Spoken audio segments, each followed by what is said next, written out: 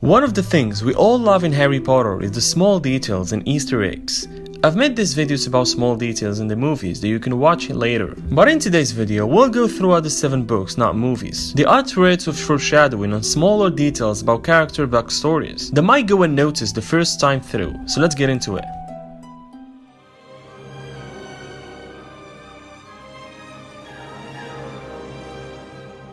When Harry attended his first potion lesson with Snape, he asked him a series of difficult questions. One of the questions is, what would I get if I added powdered roots of asphodel to an infusion of warm wood? Snape's question was really an expression of regret over Lily's death. Asphodel is a type of lily and means remembered beyond the tomb, while warm wood is often associated with regret or bitterness.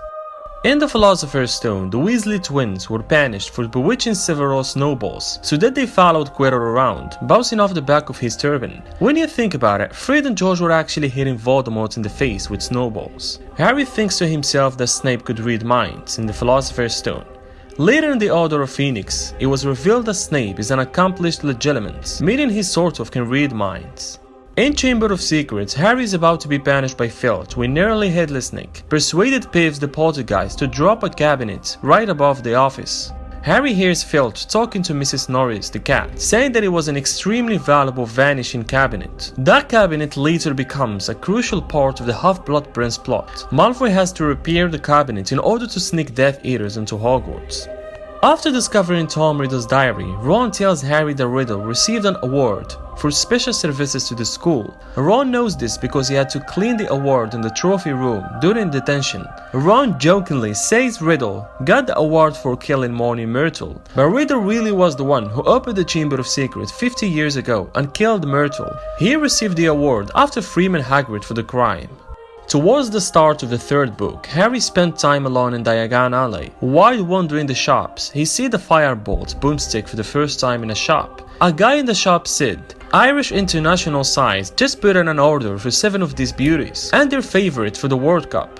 The next year, Harry attended the Quidditch World Cup, and as the guy predicted, the Irish team did indeed beat Bulgaria.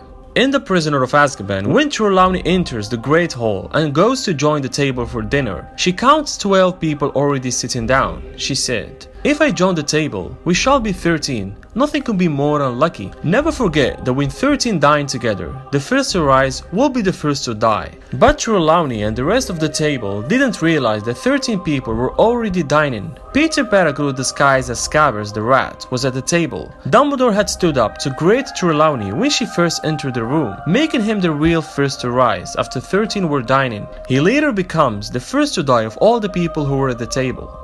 In the opening chapter of Goblet of Fire, the Muggle Frank Bryce overhears Voldemort discussing his plans with Wormtail. Voldemort says, I will allow you to perform an additional task for me, one that many of my followers would give their right hands to perform. Pettigrew doesn't understand what Voldemort means by this until the end of the book.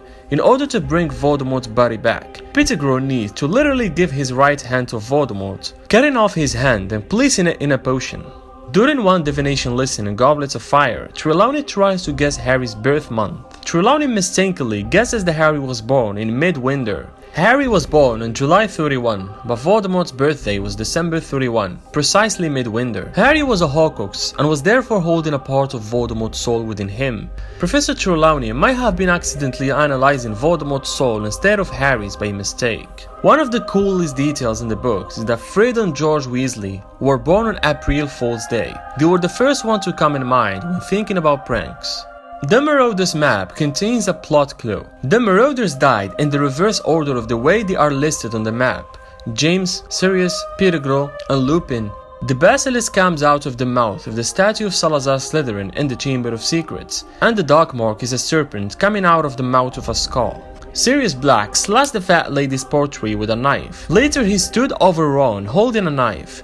This could be the same knife that Sirius gave Harry as a present in the Order of Phoenix. In the Goblet of Fire, Hermione pounds up Beetles in Potions class, while wondering how Rita Skeeter knew that Victor Krum had asked her to visit him over the summer. It wasn't until later that we knew Rita's animagus form is a beetle as well.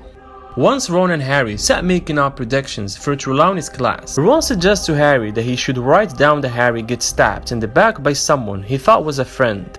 That comes true when Ron gets mad at Harry for becoming a champion. Then Ron says he'll come off worse in a fight. Later, Hermione and Ron fight about the yellow ball, and Harry thought that Hermione had gotten the point much better than Ron had. Later, Hermione came up after Harry and Ron were finishing their predictions and observes that Ron seems to be drawing twice. For the second try with the task, Ron and Hermione are pleased at the bottom of the lake, and Harry thinks that they'll drown if he doesn't get him out. In the Order of Phoenix, when Harry is trying to explain what has happened to Dudley, he mentions the Mentors, and we found out that Aunt Petunia knows what they are. She told him that she heard Lily talking about them with a horrible boy. That horrible boy was not James, but as we learn in Deathly Hallows, it was Snape.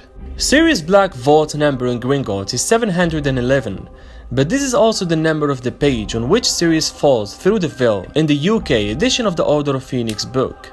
In The Half-Blood Prince, where Bellatrix is explaining to Snape that Voldemort trusted her, she says, "The Dark Lord has in the past entrusted me with his most precious." She was actually talking about the Horcrux Hufflepuff's cup stored in her Gringotts vault that we later knew about. Argus Filch and Arabella Fig, they have the same initials, both are squibs, and both love cats. Harry seems to take his finals only every other year. He took them in his first year. Dumbledore cancelled finals for the whole school in his second year. He took them in his third year. He was exempt from the finals as a Trials champion in his fourth year.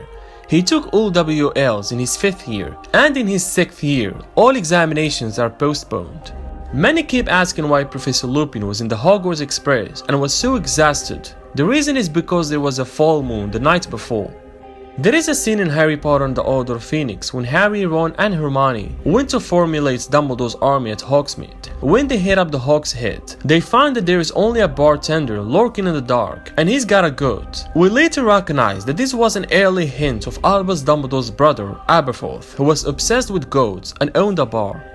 Albus Dumbledore had far more important reason for awarding extra points to Neville Longbottom. It takes a great deal of bravery to stand out for our enemies, but just as much to stand to our friends. The reason Dumbledore knew how tough he was to do such a thing is because he faced off against his own friend Gellert Grindelwald as well in the past. In Harry Potter and the Half-Blood Prince, Harry helps Ron survive a poison by running to nab a bezoar from Professor Slughorn's stock. He knows he'll do the trick because his very cleverly potion book told him so. Back in the Goblet of Fire, he was sure he'd failed a potions test because he forgot to pop a bezoar in his cauldron, and in his very first potions class.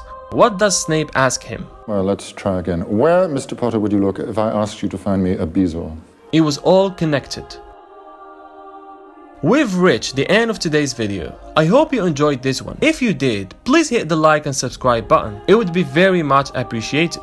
Thank you so much for watching, and I'll see you again soon.